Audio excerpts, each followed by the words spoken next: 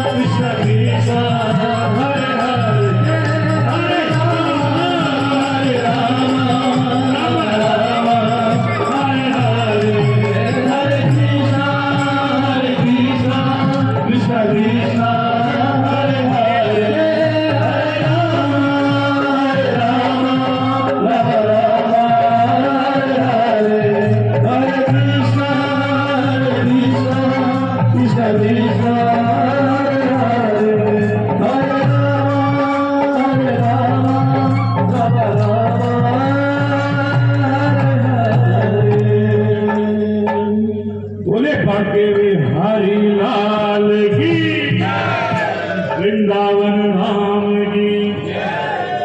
देखिए ये है महामंत्र और साथ में ये नाम में भी आता है।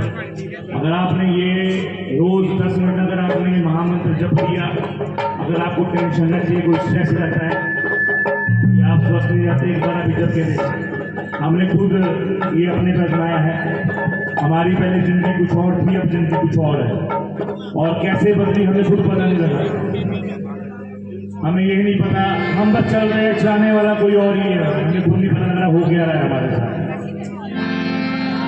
और इसी के साथ साथ जो है, आइए अब प्रभु श्री राम जी के चरणों में हाजिर जाते हैं। बोले सियापति रामचंद्र की, पवन सुत हनुमान की।